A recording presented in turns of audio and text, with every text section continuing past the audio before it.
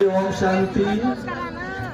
प्रजापिता ब्रह्मकुमारी ईश्वरी विश्वविद्यालय सासवड अंतर्गत महाशिवरात्रीचा महामेळा या कार्यक्रमाचे उद्घाटन आदरणीय हेल्प ऑफ फाउंडेशन अध्यक्षा शमी मॅडम यांच्या हस्ते होत आहे। तसेच दत्तानाना बोंगळे पत्रकार पुरंदर तालुका अध्यक्ष यांनी सुद्धा या ठिकाणी आलेले आहेत। सासवड नगरीचे नवनिर्वाचित नगरसेवक हे सुद्धा या ठिकाणी आलेले आहेत। त्यांचे सुद्धा हार्दिक स्वागत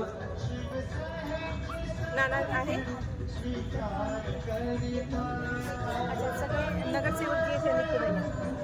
सासवड नगरीचे जे नगरसेवक नवनिर्वाचित झालेले त्यांनी पुढे यावे। फोटो तुम्ही घ्या दीदीं बरोबर तसेच आपल्या शमी मॅडम यांच्या बरोबर रेबिन कापून सर्वांनी प्रदर्शनी पाहत शिवपिंडापाशी जावे ही सर्वांना नम्र विनंती। डायरेक्टली जाऊ नका, यांच्या गेटने सगळ्यांनी जावे व्यवस्थित। तरी मी शमी मॅडम यांना विनंती करतो की आपण रेबिन कापण या कार्यक्रमाची शोभा वाढवावी। सर्वांनी जोरदार टाळ्यांनी आदरणीय मॅडमचं स्वागत करावे सर्वांना विनंती।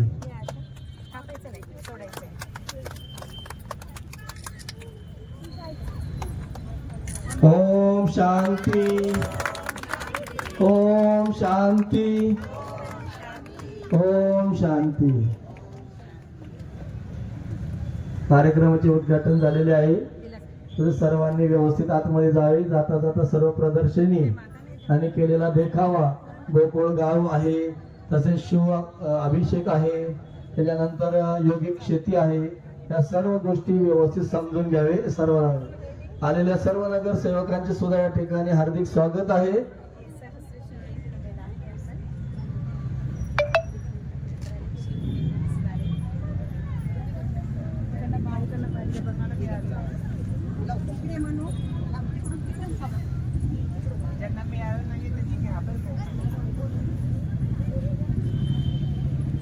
परमात्मा चित्र प्रदर्शनी आपण लावलेली आहे। या सगळ्यांनी या आधी नॉन डिकेज लोकांना बोलवा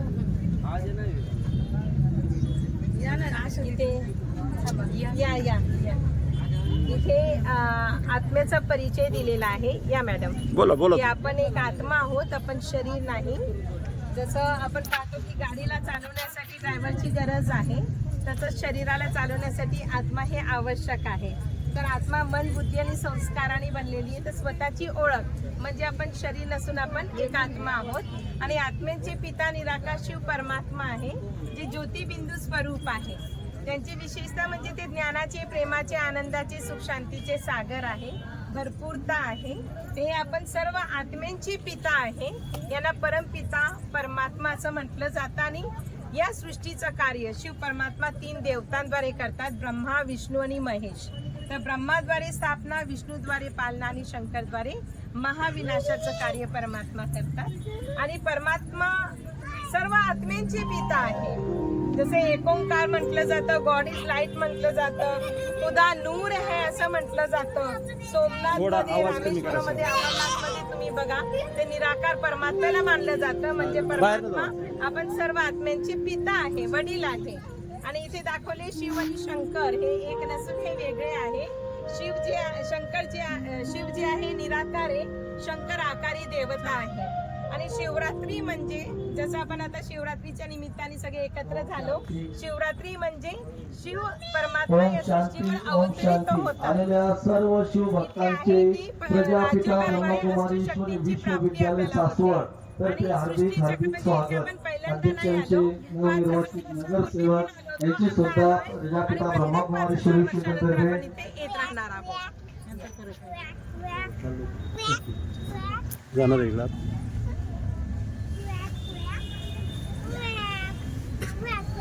मुलांना सांग, तुम्ही या, मोठ्याने या।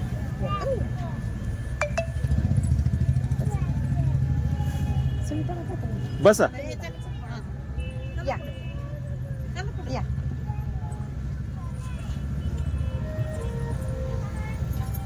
बसा सगळ्यांना या, बसा 2 मिनिट सगळे बसून घ्या, या बसून घ्या। इकडची खुर्ची रिकामी आहे। हा बोला। हे ध्यान कक्ष आहे, म्हणजे मेडिटेशन रूम।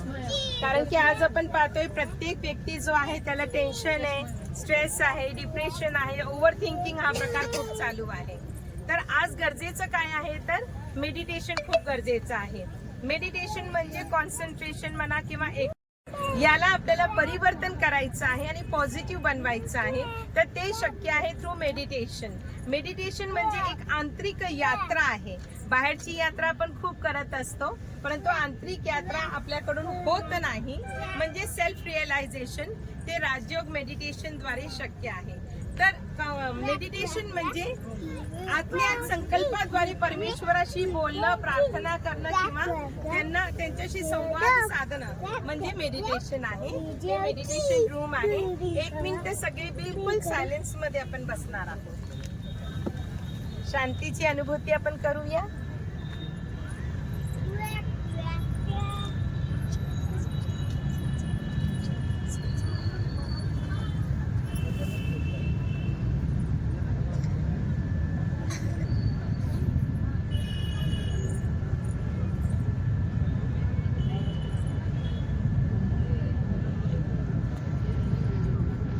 शांती. आपण पुढे निघूया. एक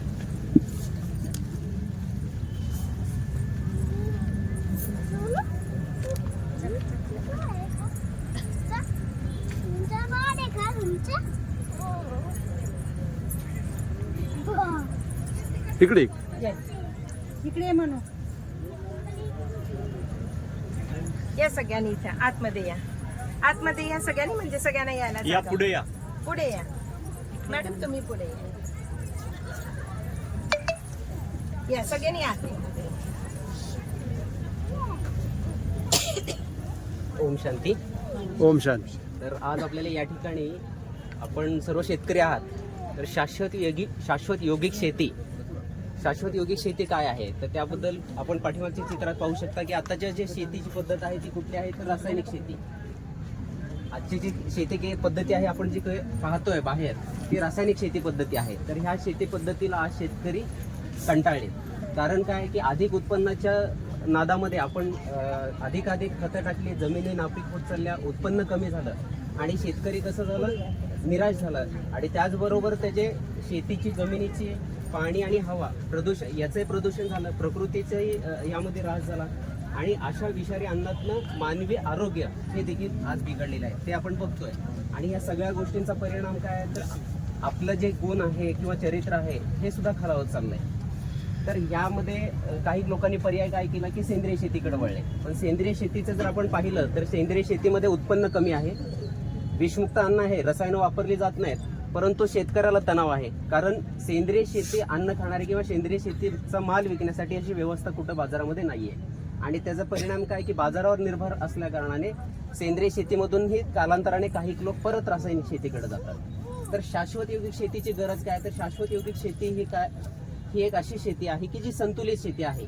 यामधून आपल्याला अधिक उत्पन्न मिळत नाही पण प्रकृती आपल्याला जेवढं पाहिजे तेवढं निश्चितच देते. त्याचसोबत त्यातून जो मिळणारं जे अन्न आहे ते सकस आहेच आहे, त्यासोबत औषधी अन्न देखील आहे. आणि म्हणून शेतकऱ्याची मानसिकता कशी होते तर तो सशक्त असतो, त्याचं चरित्र सुधारतं आणि अर्थार्जन देखील. जिथं चरित्र संपन्नता आहे तिथं अर्थ देखील आपोआप येतच.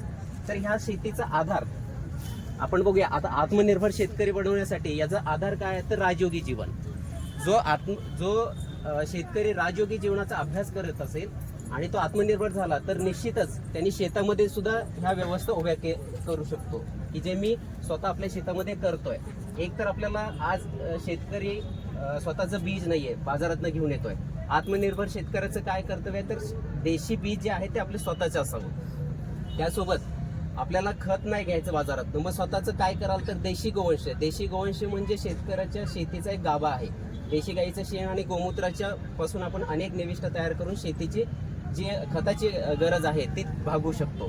त्याचबरोबर या शेतीमध्ये काय आच्छादन तर बाजारातनं आज जे पॉलिथिनचं आच्छादन आणलं जातं तर आपण या ठिकाणी बहुपीक घेऊन आच्छादन करून शेतीला जेवढं आच्छादित केलं जातं जमिनीची सुपीकता वाढते आणि जलधारण क्षमता वाढते आणि पाण्याचं बाष्पीभवन न झाल्या कारणाने पाणी कमी लागतं. त्याचबरोबर पुनर्जलभरण जमिनीमध्ये आता आपण बरेचसे शेतकरी आहेत, कॅनॉल आहे, विहिरी आहेत, पाण्याचे अनेक सोर्स आहेत, परंतु हे सोर्स मर्यादित आहेत.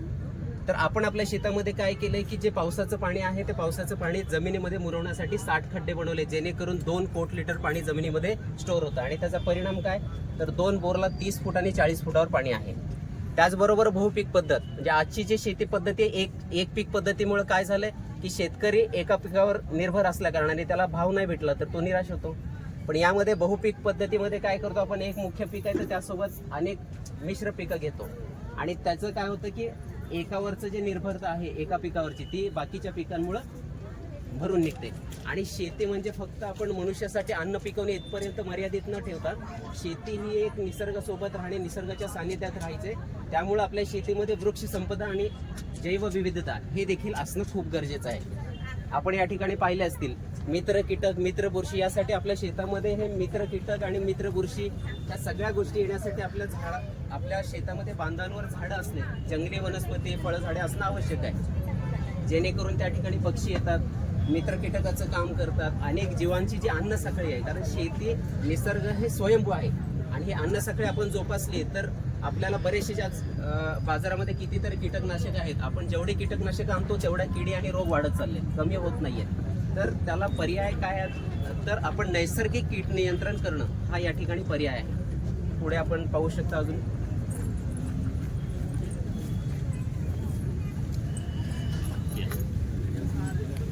तर या स्टॉलमध्ये आपण पाहणार आहोत की राजयोगाचा प्रयोग करून प्राकृतिक तत्वांना सुद्धा आपण कसं सशक्त करू शकतो आणि त्यांच्यात सुद्धा कसं मोठं परिवर्तन होतं. जसं सुरुवातीला तुम्ही परमात्म्याविषयी ऐकलं, आत्म्याविषयी ऐकलं आणि राजयोगाचा 2 मिनिट अभ्यासही केला. ज्यावेळेस आपण शांत ध्यानामध्ये बसतो आपल्याला कसं वाटतं, आतमध्ये प्रसन्न वाटतं ना. आणि ही जी प्रसन्नता आहे, हे जे शांतीचा अनुभव आहे ना, तो आसपासच्या वातावरणात सुद्धा कसं. हेच या ठिकाणी आज हे बघा, विना राजयोगाचं ज्यावेळेस आपण बी लावतो, हे प्रत्यक्ष प्रमाण या ठिकाणी आम्ही ठेवलेले आहेत. हे सामान्य आहे ज्याला राजयोगाच्या विधीच्या आधारे ट्रीटमेंट दिलेली नाही आणि हे बी लावताना राजयोगाचा अभ्यास केलाय आणि रोज याला 5-10 मिनिट त्या ईश्वरीय शक्तीची प्रकंपनं दिली.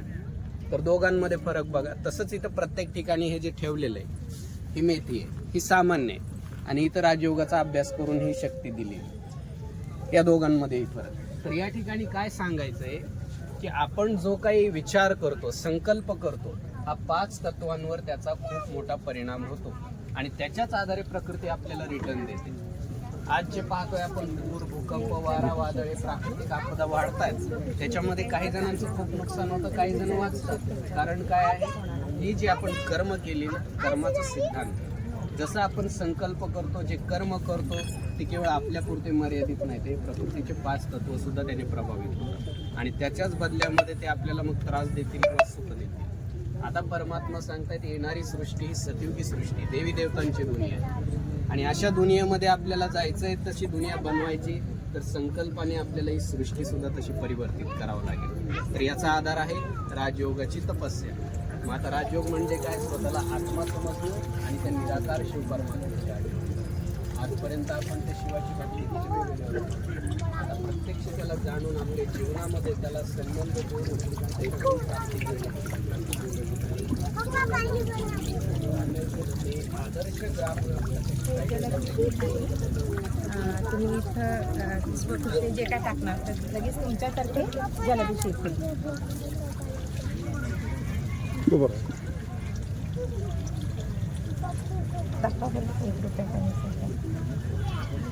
हे जलाभिषेक आहे. स्वखुशीने आपण याच्यात जे काय टाकणार आहोत ना, तिकडे चलू कॉइन आहे काय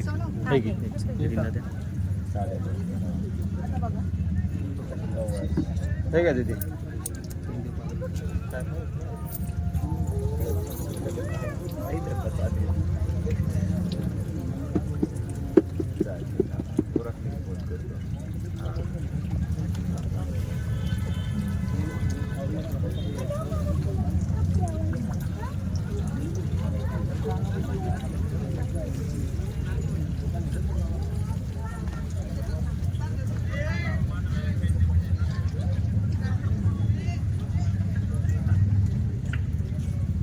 तिकड नाही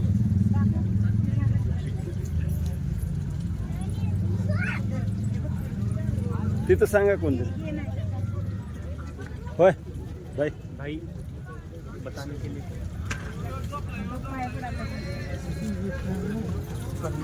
मोठे मोठे बोला जो भी बीज रखते हैं ना उसको शुद्धता आती है आवाज मोठे इसमें ना परमात्मा को समर्पित के जो भी बीज रखेंगे उसको लेकर है ना प्यार से वो खेत में डालेंगे तो उसमें गांव का नज़ारा दिखा हुआ है। इसमें खेत नेचुरल है, खेत डालना पड़ता है। इसके बाद है ना इसमें हरा भरा ऐसे ही फल पौधे ही आते रहते हैं, इसलिए कि गाँव के गोकुल धाम का नज़ारा थोड़ा सा दिखा हुआ है। वो सोलर की प्लांट के लिए लिखा हुआ है। प्रजापिता ब्रह्मकुमारी विश्वविद्यालय सासवड अंतर्गत त्रिदिवसीय महाशिवरात्रीचा महामेळा कार्यक्रमाचे उद्घाटन आदरणीय श्री यांच्या हस्ते झाले असून दत्तानाना भोंगळे पुरंदर तालुका पत्रकार अध्यक्ष हे सुद्धा उपस्थित होते, त्याबद्दल धन्यवाद. तसेच सासवड नगरीचे नगरसेवक हे सुद्धा उपस्थित होते, त्यांचेही मनापासून हार्दिक अभिनंदन आणि स्वागत. तसेच आता यानंतर जेवढे आपण 108 जे जोडपे होते त्यांच्या हस्ते नवदुर्गा देवींची आरती आणि त्यानंतर रघुनाथभाई परमात्म्यांची माहिती पूजा सांगा. तिथे करण्यात येत आहे. तर जे जे आलेले आहेत त्या जोडींनी पुढे यावे, आरतीचे ताट घेऊन वगैरे आरती लगेच सुरुवात होणार आहे. ओम शांती ओम शांती. ठीक आहे. हे देशी गाईच्या शेणगोमूत्रापासून आणि पंचगव्यापासून सगळे प्रोडक्ट बनवले. दररोजच्या जीवनात लागणारे दंतमंजनपासून साबणपासून केसाचं तेलापासून हे केस तेल आहे. हे दंतमंजन आहे. यानं दात घासल्यानं दात दुखत नाही, दात हलत नाही, तोंडाची वास येत नाही, पित्त होत नाही. हे असं ओम शांती. महत्वाची सूचना नेत्रदीप डोळ्याची सासवडचे नवनिर्वाचित पाणी नगरसेवक गाळणं, मऊ जे आलेले सोडणं, आहेत चष्म्याचा नंबर त्यांनी सुद्धा आणि पुढे यावे. त्रास नसेल तर त्रास होऊ नये. यांना शुतूप जुनाट त्यांनी सर्दी, शिक्षण शिंका, बाजूला यावे. फिरसे, नवीन तक्रारी, अर्ध डोकं त्यांचा दुखणं, सत्कार करण्यात येणार आहे. आणि पॅरलेसचा अटॅक ओम शांती सगळ्यांसाठी ओम काम शांती. आणि काही त्रास नसेल तर सासवड गाडीची नगरीचे सर्व्हिसिंग. नवनिर्वाचित नगरसेवक यांनी नका सोडायचं. स्टेजच्या बाजूला यावे. केस तेल आहे. केसाची गळती, केसातला कोंडा, डोक्याची खाज आणि झोप शांती. हे शतद्रुत मलम 100 वेळा तांब्याच्या भांड्यामध्ये हे धुतलेलं तूप असतं. हे त्यानं त्वचेचे सगळे आजार आणि त्वचेला कुठलाही आजार होऊ नये म्हणून चेहऱ्यासाठी एक नंबर क्रीम आहे. साबण आहे. याला फेस नाही, वास नाही, पण त्वचेच्या सगळ्या आजारासाठी काम करतो. त्वचेचे रंध्र फ्रेश करतो. हा वेदनाशामक तेल आहे. कंबर, पाठ, मान, मणका, गुडघा सगळे अंगदुखी, कुठल्याही अंगदुखीसाठी हे तेल एक नंबर आहे. आणि ओम हे फेस शांती पॅक ओम चेहऱ्यासाठी. शांती. कार्यक्रमाचे उद्घाटन आदरणीय श्री हे धूप आहे. यांना मी विनंती हे करतो धूप की आपण घरातील वातावरण शुद्ध होतं, पॉझिटिव्ह एनर्जी होते, सकारात्मक ऊर्जा वाढते आणि मच्छर थांबत नाही, बाहेर जातात. हे त्यांनी सुद्धा या ठिकाणी आपला सत्कार करावा. करो दिदी आपल्या प्रजापिता ब्रह्मकुमारी श्री विश्वविद्यालय